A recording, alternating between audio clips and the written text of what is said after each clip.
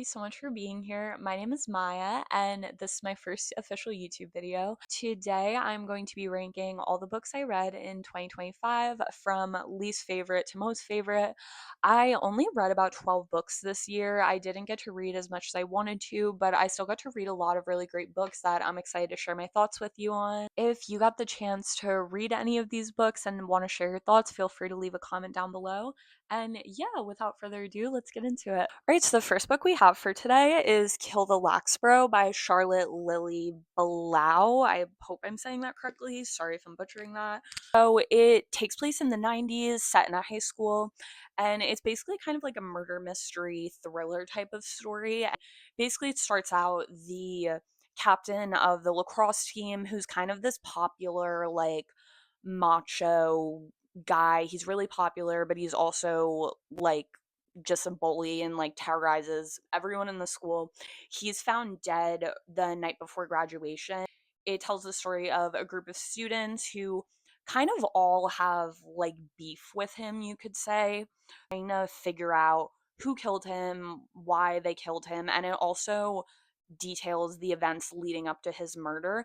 It is a very interesting premise, but I just wasn't really crazy about this book. Also, maybe I'm being a bit harsh because it's definitely aimed at a younger demographic, more of like young adult, high school, middle school. I'm 22, so I think that's why I did have a lot of issues with this. The first thing I want to talk about is the advertising of the book, and I don't know if this is necessarily the fault of the author. I think it's more kind of the way publishing houses choose to just present the work in order for it to get sold.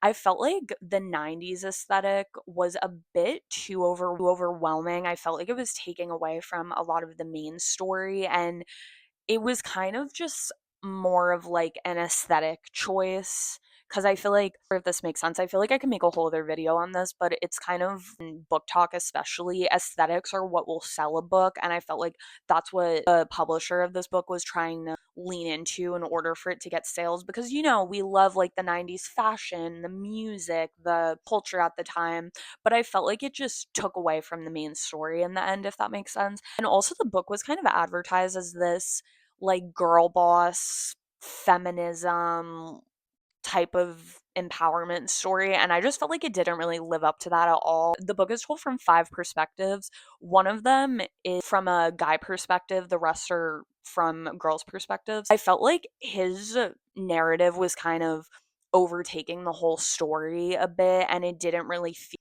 as empowering as it could have been and as it was promised. In the ending, I could say there was expected to be this like big moment of like female solidarity that kind of just felt very like thrown together and rushed. And yeah, I just felt like it didn't really live up to that expectation at all. There's some stereotypes in the book that I felt like were just a bit outdated, and I feel like as writers we should kind of move on from them a bit. So I did have an issue with that. And also just the writing in general. I said earlier the book is told from five perspectives, and there wasn't really a distinct voice between each of them. And I usually don't have an issue when it's told from multiple perspectives, but when it gets to a point when there isn't a way to distinguish who exactly is talking and you're kind of confused about what's happening, then it starts to become an issue. Like, it was hard to know what was happening. Like, there would be these big reveals and like the characters knew, but then as a reader, you're kind of like, what's happening? Yeah, also, like, for a thriller, I felt like the reveal of the killer at the end was not only obvious, but I felt like it was just very rushed and thrown together and kind of just underwhelming, and I was expecting more. So, yeah, I wouldn't say this was my absolute favorite book of the year. Maybe I was being a bit too harsh in my review, but yeah, that's just my honest opinion. All right, so up next we have The Last Thing He Told Me by Laura Dave. It's another thriller book, and it basically tells the story of Hannah, who marries a man named Owen, and she moves to California to live with him and his teenage daughter Bailey. And Hannah and Bailey don't have the best relationship. They kind of struggle to connect, and that's a big aspect of the plot is Hannah being to form a relationship with Bailey. And the book basically starts out, Owen doesn't come home from work one day, and he has this young girl bring a note to Hannah that just says protect her. And she doesn't know what this means at first. She eventually realizes he's talking about Bailey. all this crazy stuff comes out about Owen's workplace. Like, there was, I guess, some like sketchy stuff going on that, and Owen leaves Bailey a bunch of money, and the FBI gets involved, and they're investigating Owen's background and also what's going on with his workplace at the moment. Hannah and Bailey are basically thrust into this huge mystery, trying to learn about Owen's past and also Bailey's past as well, and a lot of crazy things come to light. I felt like this was a good book. It wasn't great. Like, I really wanted it to be great. I feel like it was very interesting and it did draw me in, but I don't know. I feel like as someone who like loves Gone Girl, I feel like nothing can ever live up to like the amount of suspense present in that book. Like, I wanted Gillian Flynn levels of suspense that I felt like we just weren't really getting here. Like, the plot twists were kind of, it didn't like hit the nail on the head. I don't know, the story was dragging on a bit. I felt like halfway through I kind of just wanted it to be over. I was like, okay, can we like wrap this up a bit? Was a few plot holes. I felt like I had more questions than answers when I finished the book.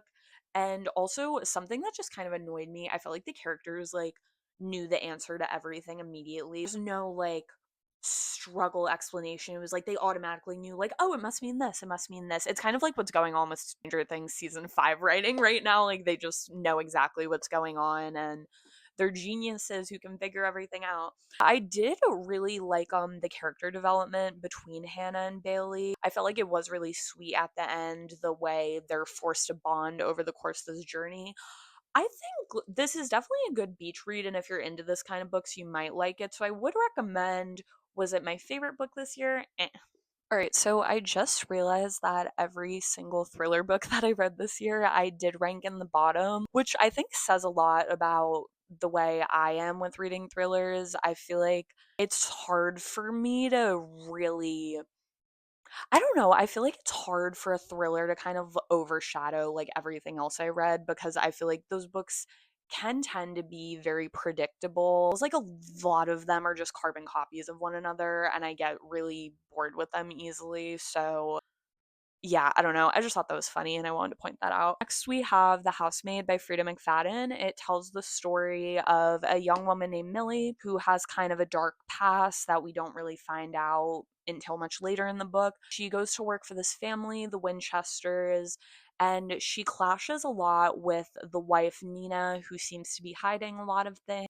She basically just discovers a lot of secrets and crazy stuff going on with this family that she works with, and it is not what you think at all. It was a really good book. I finished it in quite a few days. It was a really good beach read. I read it a lot on the beach during the summer. Is it the best written thing in the world? No.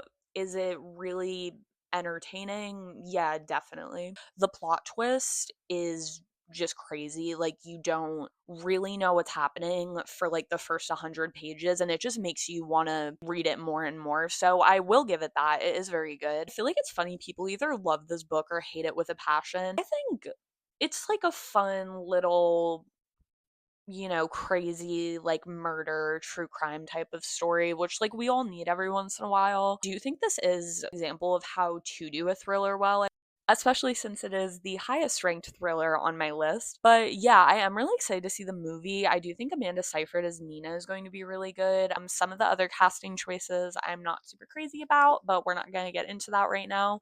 Yeah, I'd recommend this book. I'd say it's pretty good. All right, so next we have Girls and Smex, Navigating the Complicated New Landscape by Peggy Orenstein, which is the only nonfiction book on my list. I'm trying to get into nonfiction a lot more recently because I feel like they do kind of pick your brain a bit and introduce you to a lot of different ideas. So that's something I definitely want to get into a lot more, especially in the new year. Basically, Peggy Orenstein, she goes around the country and she interviews a bunch of young women and girls about their experiences, their beliefs, some of their values, and it offers a lot of really valuable insight into shifts in our culture in probably the last like 20 years. This was written in 2016, which is a very pivotal moment in history. Yeah, I thought it was a very well written book. It really just forces you to think a lot, and she also talks about a lot of interesting topics about how women are kind of conditioned to view pleasure as a performance and just kind of the harmful effects of this. And also the media portrayals of Smex and how this influences just behavior, especially among young people. She also talks about violence at a time when it wasn't as normalized to speak about it. This was during the beginning of the hashtag Me Too movement, and when this was talked about more candidly in the mainstream. This is definitely a breath of fresh air for young women, especially in a society that is still so male dominated. Some of the issues I had with this book, I did think the way that queerness was handled in it is maybe a bit outdated, but also I can't fault the author on that too much. It was written in 2016, and as far as I know, Peggy Orenstein is a straight woman. I just think you can't really expect her to represent something that she may not necessarily identify with, if that makes sense. I can't always expect her to get every single thing right, but hopefully, if she does write another book on this, or even people who do want to continue writing on this subject, I do think they should keep that in mind. Up next, we have Sunrise on the Reaping by Suzanne Collins. This is a prequel to the Hunger Games trilogy, and it tells the story of Haymitch's experience in the 50th Hunger Games, also the second Quarter Quell, and it basically gives so much context to the original trilogy. It's like literally insane, specifically to Catching Fire, because a lot of the characters in this book are a big part of Catching Fire. And it also just gives a lot of context to Haymitch's character, why he fell so deeply into alcoholism after the games, and just kind of his very pessimistic and nihilistic view on the world. This book was definitely very emotional. I did cry at the end. I do love the new characters that they did add into it. I'm really excited to see how this translates to the big screen. They have a really great cast. I'm already seeing like behind the scenes clips, and I'm just like so excited because I love the Hunger Games. Like I can never get sick of it. Only issue I'd say is I feel like this happens with a lot of prequels, like movies, books, shows, it doesn't really matter. I feel like sometimes they rely a bit too much on our connection to the original trilogy, like with all the constant name dropping and acknowledgement of just like events that have happened in other books. Like sometimes it's a bit too much where you're like, okay, like wrap this up, like we get it. This is just like a small thing that I took an issue with. This could just be me being really nitpicky. After Haymitch won his games, he's kind of like in this apartment and he can't leave. I'm forgetting the exact details, but they're playing a recording of it's right before the games in the Ballad of Songbirds and Snakes where Lucy Gray is singing her song, like, and it's being broadcasted live, and like Haymitch puts together that President Snow and Lucy Gray were like together, and I just feel like how would he have figured that out so quickly? So it's kind of like give me a break. But overall, really great book. This is probably my favorite Hunger Games book that has come out. Yeah, super excited for next November when this comes out. So next we have Little Fires Ever by Celeste Ng. I really enjoyed this book. It was probably one of my favorites of the whole year. And I also really enjoyed the mini series. I watched it after I finished the book, which was really cool to see how it kind of translated to the screen. Basically tells the story of the wealthy Cleveland suburb of Shaker Heights, and it mainly focuses on Mia Warren, who has recently moved to town with her young daughter Pearl. And Mia has a very secretive, kind of dark past. She and Pearl are always moving around a lot. There's just a lot of secrets going on, and they begin renting an apartment from the wealthy Richardson family. And Elena Richardson and Mia kind of clash heads, and there's just a lot of very tragic and just crazy events that unfold between the two families and also the people surrounding them. Basically, the Richardson family home burns down at the end of the book, and the whole book is kind of just you figuring out who did it exactly and why. I do think it's a very raw and authentic portrayal of small town America. It does stand out from a lot of suburban dramas because it has very well developed characters. I feel like it deals with a lot of really intense and dark themes in a very just nuanced and profound way. Prose was just amazing. I feel like Celeste Ng did a really great job with this. It's really cool how it switches between the different characters, and the reader really gets a bird's eye, can't say that. The reader really gets a bird's eye view into all the events of the novel and just all the characters' motivations. She also just does a really great job at having the tension build up and the stakes of the story just being raised so much, and it literally leads up to the big moment at the end of the house burning down. This is a really great book. I would definitely recommend. My next book is The Edible Woman by Margaret Atwood. Love how like cute it is. It just like fits in my hand perfectly. It basically tells the story of a woman named Marion McAlpin and how her life kind of just falls apart and comes undone after she has been engaged to her long-term boyfriend. I felt like this book was very slow in the beginning. It definitely took some time for it to get its footing, but it was just very well written and very well developed, and you just can't put it down despite how slow it is. Like, you just want to know what happens. The ending is just very, like, oh my gosh. And I really like how Margaret Atwood portrays how just disconnected someone can feel when trying to conform to a life that they don't want, and how it can literally eat you alive trying to be someone you're not. Margaret Atwood, she's also just very like witty and funny in her writing, and she just creates a lot of like cute little sweet moments. And I think this book captures the changing attitudes towards women's roles in society, especially around the 1960s. And I think it still definitely holds a lot of weight even today. And I think it also emphasizes the importance of just blocking out the noise of wider society and also just other people when you're trying to find your own place within the world. And I definitely recommend if you like Margaret Atwood books, and also just if you're a young person trying to figure stuff out. All right, so next we have The Bell Jar by Sylvia Plath. I have literally been wanting to read this book for years and years, and I feel like everyone else has read it except me.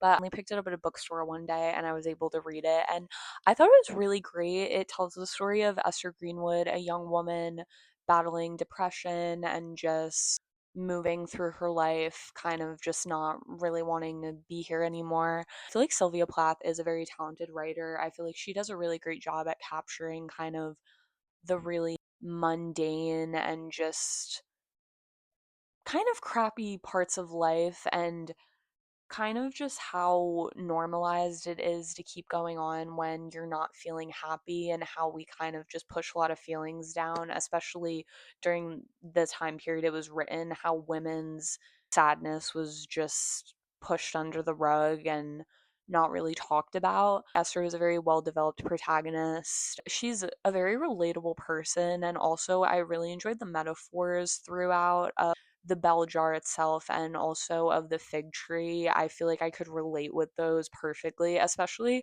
I read this right after I graduated college, and I feel like it described a lot of feelings I was having that I couldn't really put words to, just a lot of the confusion I was feeling and just overall kind of dissatisfaction with the way my life was going at the moment, because there was just a lot of uncertainty during that time. I think there were some parts in the novel that didn't age very well, and it was a bit slow at times. So those were some of the critiques I had of it, but overall, I thought it was a really amazing piece of work. So, next we have The Alternatives by Caoilinn Hughes. I actually had the opportunity to meet her at an event that she was doing with Julia Phillips, who's the author of Disappearing Earth. They basically just had a conversation about her craft and kind of just her experience as a writer and her process in writing this novel.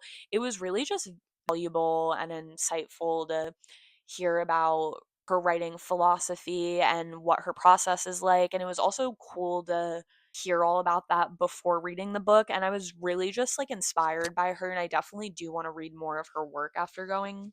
She also wrote me a little note, which was super sweet. She was just like a lovely woman. It was really awesome. This novel takes place in Ireland, and it tells the story of four sisters, all of whom live very different separate lives. The funny thing is like they all have PhDs, but in very very separate distinct fields.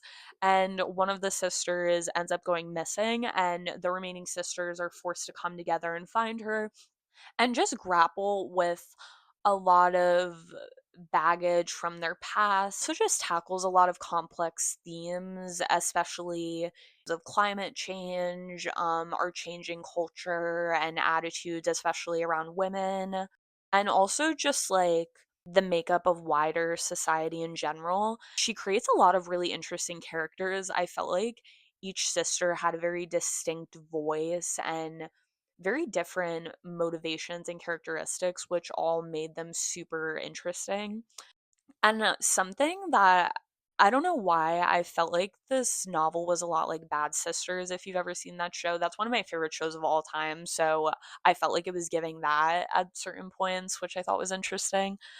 I feel like the novel also encapsulates a lot of patterns that are taking place within Irish literature specifically. There is not a lot of quotation marks and a lot of unconventional structures and very character driven plots, and it's also very experimental in its form. There's one point where the novel it breaks its traditional form and it's kind of reading like a play, which I thought was super interesting. I think she's not afraid to take risks in her writing, which I absolutely love. She's also just kind of challenging typical ideas of what a novel should be, and she's also very witty and funny without it being super over the top. I feel like it's very similar to novels like Normal People and Prophet Song. They're not afraid to be experimental and they're not afraid to step out of the mold, which I really appreciate from writers, and I feel like we don't get enough of that nowadays. But yeah, I thought it was a really great book. Coming in at number 3, we have Ghost by Dolly Alderton. I love anything Dolly Alderton writes. Last year I read Everything I Know About Love, and I feel like that just changed my life. She is just so good at crafting like a modern day narrative. I feel like she's just so good at capturing like the experiences of just being like a young person figuring yourself out. She stands out from a lot of contemporary writers with her ability to just create really complex characters who aren't afraid to show their flaws. She just does an amazing job with that. It tells the story of Nina Dean. She is a woman in her early 30s who works as it's like a food journalist or something along those lines. And she's perfectly happy in her life as a single woman. One day she tries a dating app where she meets a man named Max and they fall head over heels for each other. They have a very quick whirlwind romance. She starts to really fall in love with him, and Max ends up ghosting her. And the rest of the novel is basically just the fallout from that, where she's just feeling very confused as to why he would do that to her. And she's also dealing with a lot of other obstacles like her father's dementia and also a disconnection from her childhood best friend who is in a much different phase of life than she is.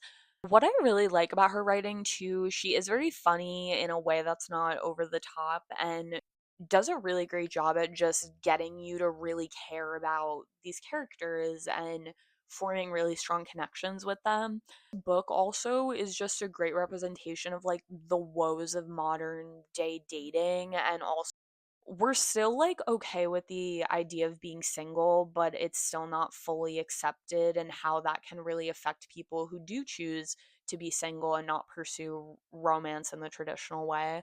I feel like this was the first time I really like read a book that describes the experience of being ghosted, and it was just very authentic, and I feel like this is something that should be explored a lot more in contemporary novels because I've experienced and I know so many people around the world have, and I feel like it's something that can really mess you up, and it was really great to see her put that into her work. And it does have such a heart. It got me on the brink of tears at certain points. And yeah, it just was a really great read. I love this book so much. Coming in at number 2, we have Yellowface by R.F. Kuang. This book was on my TBR for such a long time. I used to be a writing tutor when I was in college, and one of my students was writing a paper on it, and she was telling me like the whole entire plot, and I was like, "Oh my god, that sounds like amazing. Like I want to read it." It was just so good. I was not disappointed. Out of Kwong is such a good storyteller, and she was able to just expand on her premise so much and create a really just exciting and fascinating story.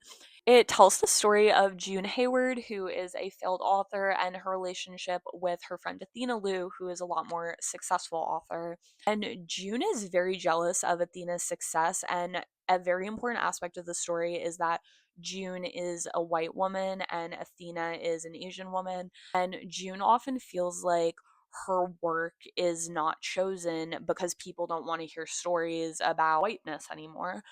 In a freak accident, Athena ends up dying and going through her things. June ends up stealing an unfinished draft of Athena's work, edits Athena's unfinished novel, and poses it as her own. And she begins rebranding herself in a very racially ambiguous way, which causes a lot of controversy. And the book has some supernatural elements where she feels like she's being haunted by Athena's ghosts. And just the whole fallout from all of that. I won't give too much away, but it's just really crazy. And I feel like it was very creepy at times. I kind of wish it was a little bit creepier, especially towards the ending, but it definitely had some suspense throughout, and you didn't really see it coming, which was really cool. And I feel like this book starts a lot of conversation, a big critique of the publishing industry and how they handle diversity and just issues of representation overall. It also talks about cultural appropriation and how it can kind of fly under the radar a lot, about social media and how it affects writers specifically. I just feel like she dealt with a lot of really interesting topics and she created a really great story, and I love this and I'll probably be reading it again. So, my number one book of the year was Good Girl by Aria Aber. It tells the story of 19-year-old Neela, carries us through a year in her life after she graduates high school. She is an Afghan refugee living in Berlin. She goes to a lot of nightclubs and is really immersed in Berlin's underground partying scene. And she also meets this older American writer who she falls in love with and ends up getting into a very toxic relationship with. That's a main plot within the novel. It shows her navigating a time where there's a lot of racial and political tension in her country, and it just talks about how she deals with that and really coming to terms with where she comes from. And also just shows around and really coming into her own. I feel like this book did take me a minute to get into because it is very dense. Aber is a poet, and her poetic talent I feel like translates into prose very beautifully. It felt like each word was chosen so carefully and the sentences were arranged very strategically. It kind of felt like a song at certain points. That was an aspect that I really enjoyed. I think she's a beautiful writer. And I feel like it also created a tone that added fantasy and even historical elements into its setting, even though it is still very grounded in reality. It does a really great job at mixing past, present, and future just very seamlessly. Of course, a big part of the novel is her toxic relationship with Marlowe, who, like I said, is an older American writer that she met who is obviously taking advantage of her. Like, I feel like Aber isn't really romanticizing it. I feel like she writes in the voice of someone who's viewing a situation they were in when they were younger as an older and wiser person who knows that their younger self deserved better, which I really appreciated because I feel like sometimes in books where there's an age gap relationship, it tends to fall into the romanticization category and doesn't really tackle the deeper rooted issues in those kinds of situations. So it just serves as a lesson for the reader. And it also just serves as a lesson for the reader as well.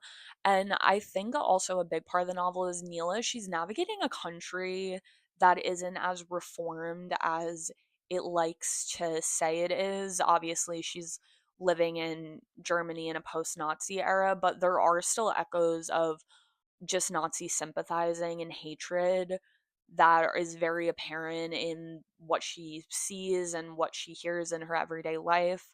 And I think this novel just really makes you aware of the depths of human evil that still exists in the world that we like to believe is long gone, but it's still there. And a big part of the novel, too, is that Neela likes to hide her true heritage. She lies and tells people she's Greek, then she tells people she's Palestinian, and then she tells people she's Italian. She never likes to say that she's from Afghanistan because that is very dangerous for her in the current climate.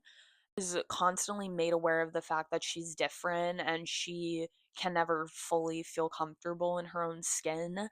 And she hides a lot of her heritage from the people closest to her in kind of the same way she hides the resentment she has for her partner over time as the relationship becomes increasingly more toxic. And another big aspect of the plot is dealing with the loss of her mother and just kind of feeling shamed by her relatives for her behavior and not really conforming to like an ideal Afghan girl.